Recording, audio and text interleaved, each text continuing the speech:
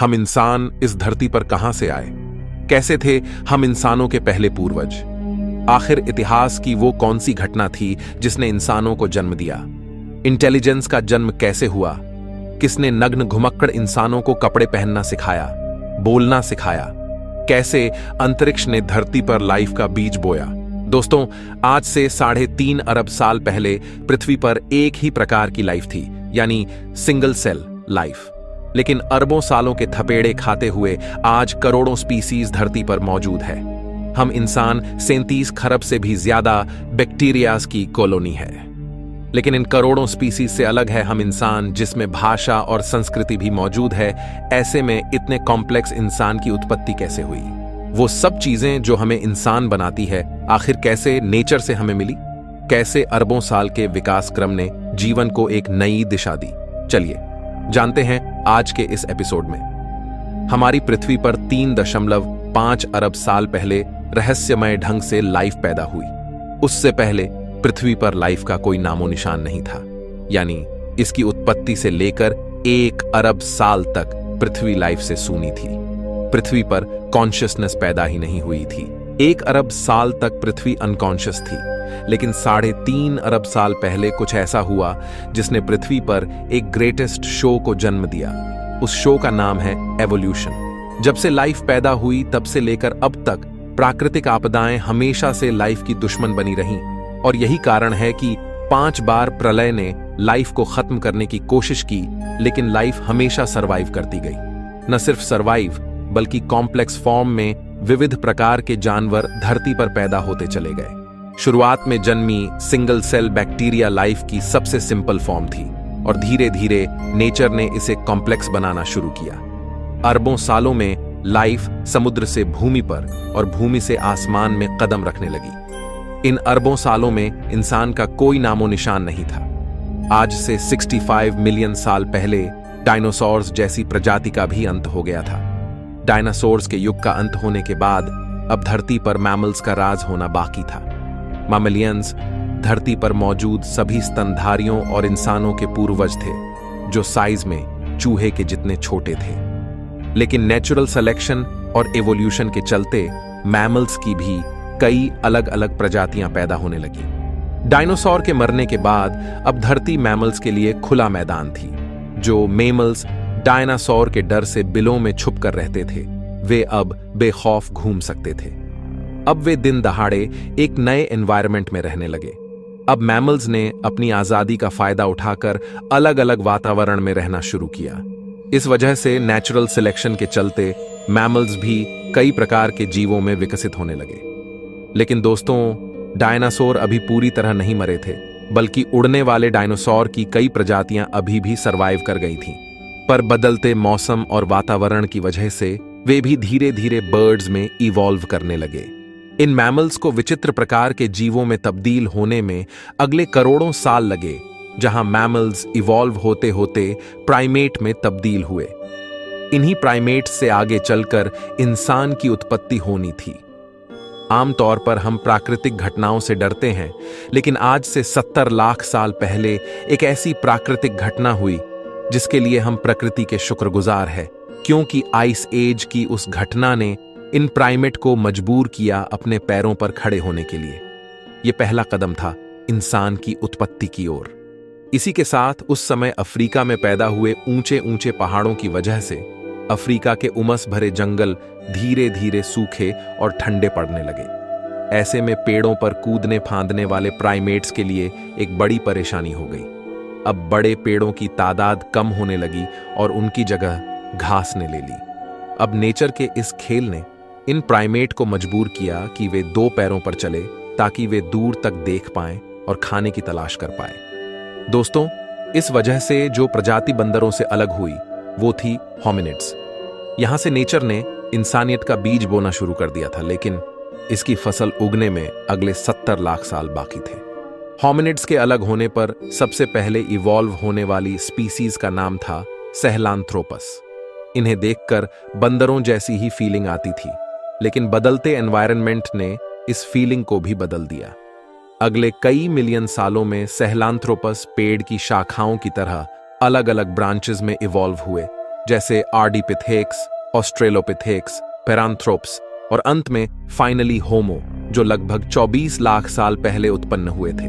पर in million सालों के विकास क्रम में जीवन के इस पेड़ की बाकी सभी शाखाएं टूट गई यानी एक्सटिंक्ट हो गई, और बची एक शाखा यानी होमो, यानी जिससे हम निकलने वाले थे। समय के साथ इनका दिमाग भी बड़ा हो रहा था। 30 लाख साल पहले ऑस्ट्रेलोपिथेकस ही इंसानों की वो पहली स्पीसीज थी जिसने पत्थरों को काटकर हथियार की तरह इस्तेमाल करना सीखा। इसी वजह से ये शिकार में काफी होशियार थे।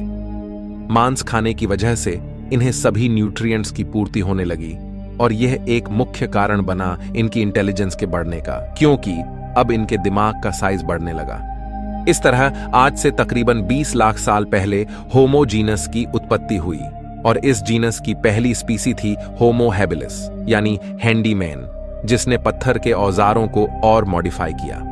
वहीं होमो जीन्स में एक और स्पीसी पैदा हो रही थी, वह थी होमो इरेक्टस, जो आज से करीब 18 लाख साल पहले अस्तित्व में आए। ये वो पहली स्पीसी थी जो 2 पैरों पर सीधा खड़े रह सकती थी।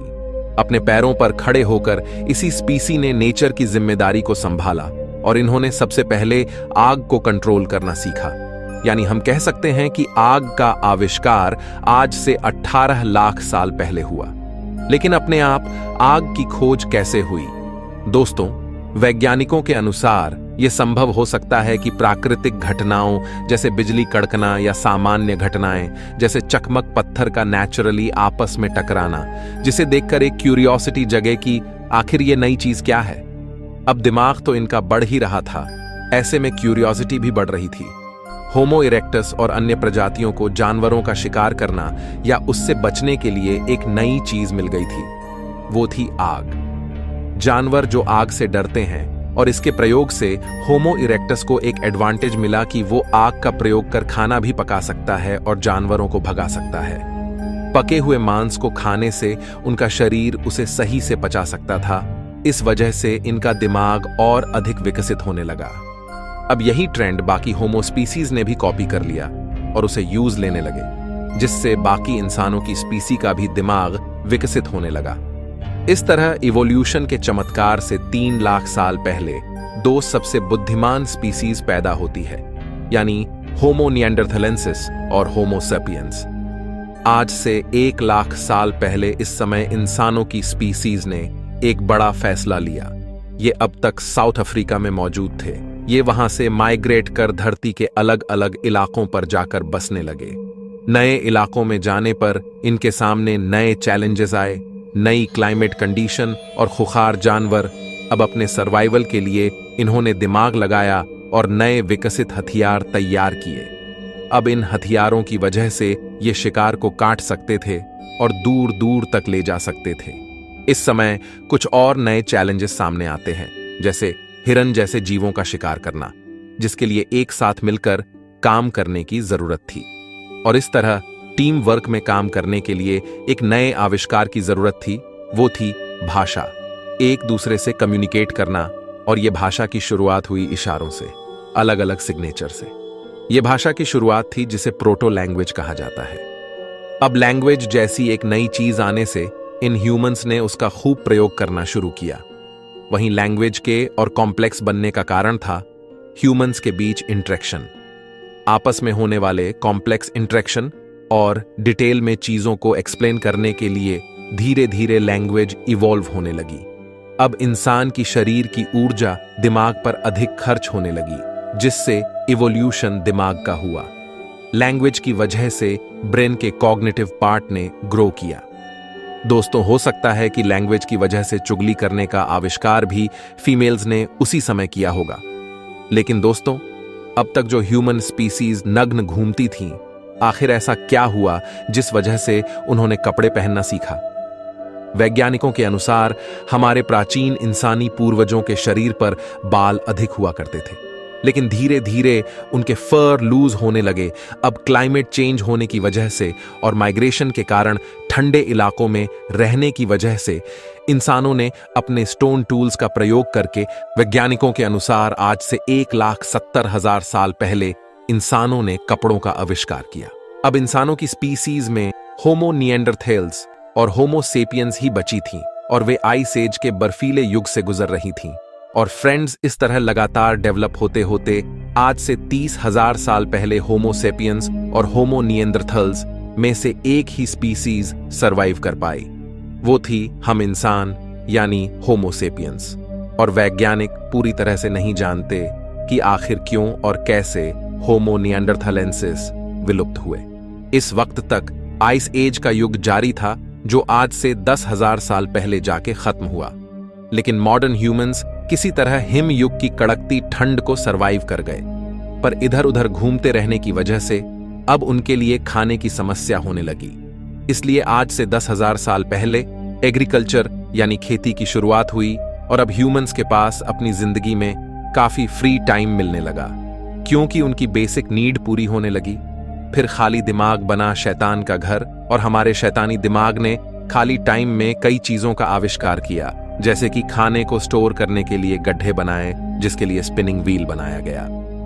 अब इंसानों के पास रात में खाली टाइम मिलता था, जहां वो अपनी वाइफ या गर्लफ्रेंड से लड़ने के बाद रात के आसमान को निहारने लगे। और आज से 2,500 साल पहले एस्ट्रोनॉमी का विकास हुआ।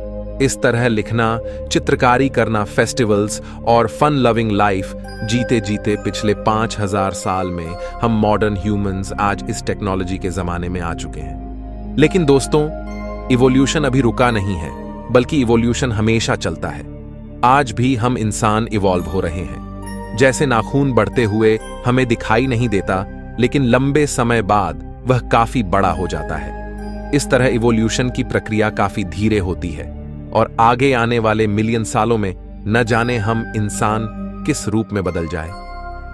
आज हम ऐसी कई परिस्थितियों से गुजर रहे हैं जो हमें लगातार शेप कर रही हैं। जिस तरह भूतकाल में हम इंसानों की कई विचित्र प्रजातियां थीं, उसी तरह हो सकता है हम इंसानों की और भी कई विचित्र प्रजातियां पैदा हो जाएं। आज हम जीवन के लंबे इतिहास को जानते हैं कि किस तरह जीवों का विकास हुआ, लेकिन एक सवाल अभी भी वैज्ञानिकों को परेशान करता कि आखिर लाइफ की शुरुआत कैसे हुई, किसने पृथ्वी के गर्भ में लाइफ का बीज बोया। यह एक बहुत बड़ा रहस्य है। लेकिन कुछ वैज्ञानिकों के अनुसार 4 अरब साल पहले लाखों एस्टेरॉयड की वर्षा में उन्हीं एस्टेरॉयड्स के साथ एमिनो एसिड मॉलिक्यूल्स के रूप में लाइफ भी अपने सूक्ष्म रूप में पृथ्वी पर आई। लेकिन अगर यह सच है तो यह सवाल उठता है कि हमारी जैसे ही लाइफ किसी अन्य ग्रह पर भी इन्हीं एमिनो एसिड मॉलिक्यूल्स से क्यों नहीं आ सकती। आखिर आज पृथ्वी पर ही इंसान क्यों है? अन्य ग्रहों पर हमें कोई लाइफ क्यों नहीं मिली? इस बारे में आप क्या सोचते हैं? कमेंट में हमें जरूर बताइए। मैं मिलता हूं आपसे किसी अगले वीडियो में। तब तक के लिए ब्रह्मांड में घूमते रहिए।